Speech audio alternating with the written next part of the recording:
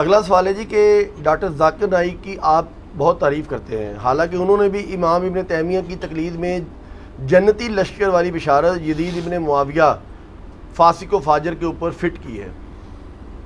अच्छा, बात यह कि डॉक्टर जाकिर नाइक की मैंने तारीफ़ जिन बातों में की है उनमें तो मैं करूँगा ना।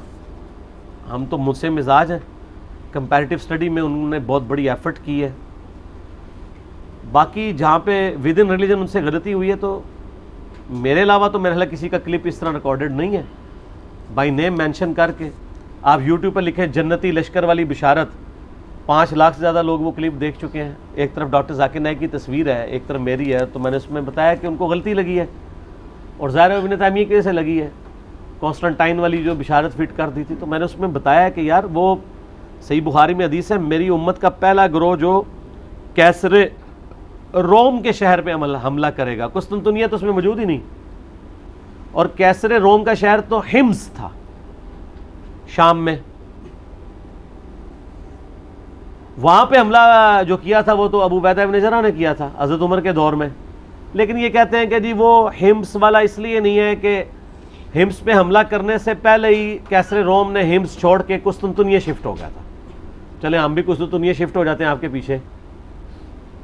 तो कुस्तुनतुनिया पे जो पहला हमला हुआ है, अब वो यजीद इब्न मुआविया ने नहीं किया, वो तो हज़रत उस्मान गनी रज़ियल्लाहु अन्हु के दौर में हो गया था। उस वक्त यजीद की उम्र 6 साल थी, वो तो शामिल ही नहीं था उसके अंदर। सही बुखारी से अबू अयूब अंसारी वाली हदीस लेके आते हैं कि अबू अयूब अंसारी फौत हो गए, उस लश्कर का अमीर यजीद इब्न मुआविया था। तो हज़रत अबू अयूब अंसारी कुस्तुनतुनिया के कई हमलों में शरीक थे, वो कोई एक हमला तो नहीं हुआ था। कुस्तुनतुनिया तो फिर फतह भी इन लोगों से नहीं हुआ, वो तो जाके 9वीं सदी हिजरी में जाके फतह हुआ है सुल्तान मोहम्मद फातेह के हाथों, जिस पे तुर्की वालों ने पूरी 3 घंटे की फिल्म बनाई हुई है। सुल्तान मोहम्मद फातेह पे उर्दू डबिंग के साथ तुर्कियों की फिल्म बड़ी ज़बरदस्त आई है 3 घंटे की, कि किस तरह जो है वो यूरोप के सीने में जाके मुसलमानों ने जो है वो कुस्तुनतुनिया को फतह किया। कुस्तुनतुनिया अब वो है इस्तांबुल जिसे कहते हैं, इस्लाम इन अ बल्क। इस्लामाबाद को अगर आप टर्की में ट्रांसलेट करें इस्तांबुल बनता है। तो मुसलमानों ने इसका नाम पर इस्तांबुल रख दिया था कुस्तुनतुनिया का। तो कुस्तुनतुनिया पे हमला पहला जो है वो हजरत जो थे ना अब्दुल्ला इब्न जुबैर के छोटे भाई मुंजिर, उन्होंने किया था। उल्लादा से उस पर रिसर्च पेपर भी अबू अब्दुल्ला जाबर दामानवी साहब का आया हुआ है। तो यजीद तो उसमें है ही नहीं था, क्योंकि अबू दाऊद में हदीस है कि हमारे लश्कर के अमीर अब्दुर्रहमान बिन खालिद इब्न वलीद थे जब हमने कुस्तुनतुनिया पे हमला किया, और उस हमले में हज़रत अबू अयूब अंसारी हमारे साथ मौजूद थे, वो हमें हदीसें सुनाते थे बस। और दूसरे वाले हमले में है कि अबू अयूब अंसारी मौजूद थे और वो फौत हुए। तो जिस हमले में वो जिंदा थे वो पहले वाला हमला होगा, जिसमें फौत हुए वो दूसरे वाला। अगर 2 भी लश्कर गए हों, इस पर तो ज़ुबैर जई साहब ने पूरा मजमून लिखा था। तो ये खाम खा वो अगर उन्होंने कर दिया तो इसकी वजह से डॉक्टर जाकिर नाइक की पूरी ज़िंदगी 0 से मल्टीप्लाई नहीं होगी। डॉक्टर जाकिर नाइक के तो वो इल्मी लेवल ही नहीं है। इमाम इब्न तैमिया तो बहुत बड़ी पर्सनैलिटी है, अगर उनको गलती लग सकती है तो डॉक्टर जाकिर नाइक को भी लग सकती है। हमने तो उनके बेटे के हाथ में ये पॉम्फलेट भिजवाए थे, उनके घर तक ये पॉम्फलेट पहुँचे। तो बाकी देख लें, उनके इस अमल का नुकसान ही हुआ है ना। एक गलत चीज़ पे उन्होंने स्टांस लिया, फिर जब उनसे दलील मांगी तो वैसे वो कहते हैं कुरान और सही हदीस, जब दलील मांगी तो कहते हैं इमाम गज़ाली ने फरमाया। तो इमाम गज़ाली तो वो कुछ फरमा के गए हुए हैं जो आपके नज़दीक शिरक है। और दूसरी तरफ बरेलवी हैं, वो कहते हैं डॉक्टर जाकिर नालायक।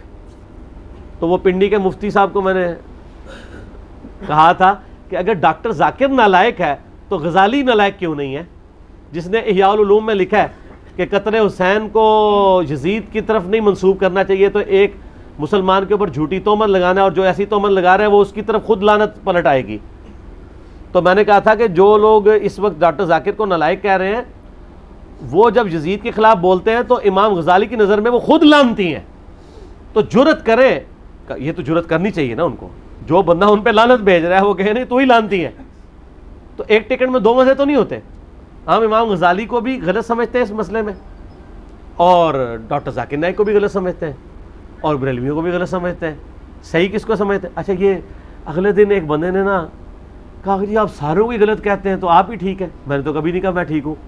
मैं तो हमेशा कहता हूँ, ना मैं वाबी ना मैं बाबी, मैं हूँ मुस्लिम इल्मी किताबी, आप किताबों को फॉलो करें। ये सारे ही गलत है जी, सारे ही गलत है किसी न किसी मामले में। आए कोई मुसलमान ये दावा करे कि फलां मुसलमान इंक्लूडिंग मेरे बारे में कि वो 100% ठीक है, ये कौन दावा कर सकता है? आप ये देखा जाए करें कि जो गलती हाईलाइट हो रही है वो गलती है कि नहीं।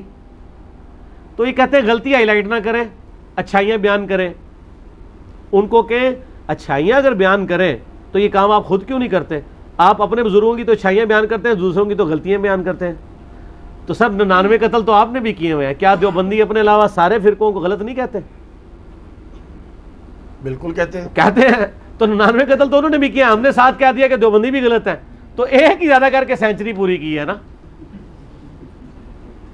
मुद्दा सारा हमारे ऊपर पड़ गया, हम तो फिर भी उलुल इल्मी काइमम बिल क़िस्त है, इंसाफ पे कायम है कि नहीं देवबंदी भी इस मामले में गलत है। तो किसी को गलत कहने का मतलब ये नहीं कि उसकी तकफीर करते हैं। ये लोग जब गलत कहते हैं इस्लाम से भी बाहर निकालते हैं।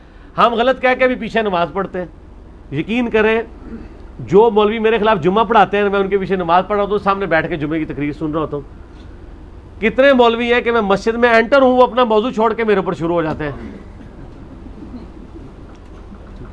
हालांकि मैं यानी अपनी फैमिली के साथ जुम्मा पढ़ने में भी गया होता हूँ। तो फिर बाद में मेरी बीवी मुझे कह रही होती है, हाँ पुत्र सुना, तो ठीक है जी, गुस्सा उतार लिया, क्या हुआ, बात कर ली उसने, दफन हो गई, आज दुनिया को पता भी नहीं है, ख़त्म, क्या फ़र्क पड़ता है यार। मुस्नद अभी याला में मौजूद है कि मरवान बिन हकम मिंबर पे मौला अली पे लानत कर रहा होता था और हसन हुसैन नीचे बैठ के खुतबा सुनते थे। अल्लाह अल्लाह। तो सर हम तो उनके मानने वाले हैं, हम पे नाम लेके तो कोई लानत नहीं कर रहा ना।